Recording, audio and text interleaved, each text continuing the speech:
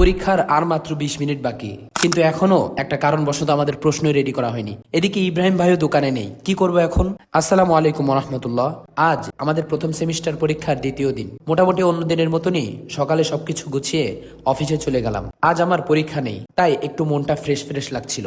এদিকে আমার সব থেকে প্রিয় সাবজেক্ট সর্বশিক্ষের পরীক্ষা ছিল।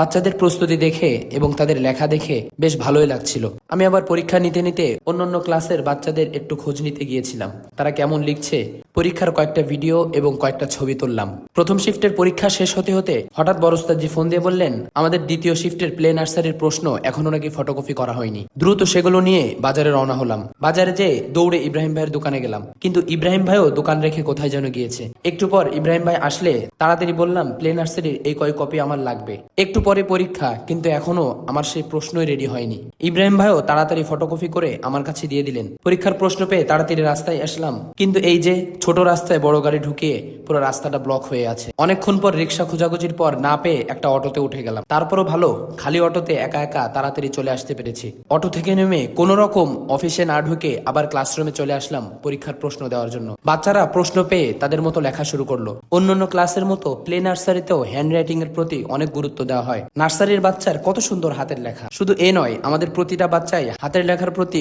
অনেক এগিয়ে আছে। এর জন্য আমাদের ওই সকল ক্লাসের ম্যাম এবং গার্ডিয়ানদের পরিশ্রমের কৃতজ্ঞতা জানাচ্ছি। দ্বিতীয় শিফটের পরীক্ষা শেষ হতে না হতেই অফিস থেকে খবর আসলো, প্লের বাচ্চাদের যারা 5 বছরের নিচে তাদেরকে হামের টিকা দেওয়া হবে। লিস্ট ধরে ধরে বাচ্চাদেরকে ডেকে ডেকে গ্যারেজে নিয়ে যাচ্ছিলাম। সাথে গার্ডিয়ান ছিল এবং আমাদের বাচ্চারাও ছিল যারা টিকা দিবে। দু একজন ম্যামের সহযোগিতায় বাচ্চাদেরকে গার্ডিয়ানরা টিকা দিয়ে দিচ্ছিল। কিছু কিছু বাচ্চা তো ভয়ে কান্না করে দিচ্ছিল, মানে তাকে কোনো রকম ধরেই বসানো যায় না। আবার এর ভিতরে কিছু কিছু বাচ্চা খুব সাহসের সাথে তারা নিজে নিজে দেখে টিকা দিচ্ছিল। ডাক্তার আন্টিরাও তাদের সাথে খেলার ছলে টিকা দিয়ে দিচ্ছিলেন। যেহেতু বাচ্চারা কান্নাকাটি করছিল, তাই টিকা দিতে বেশ সময় লেগে গিয়েছে। দুপুরের পর অনেকক্ষণ প্রাইভেটের বাচ্চাদের সাথে ছিলাম। প্রাইভেট পড়ানোর পরে তাদেরকে এখন গাড়িতে তুলে দেওয়ার পালা। তাদের গাড়িতে তুলে দিয়ে ভেবেছিলাম একটু সেলুনে যাব চুল কাটতে, কিন্তু এসে দেখি আবার সেলুন বন্ধ।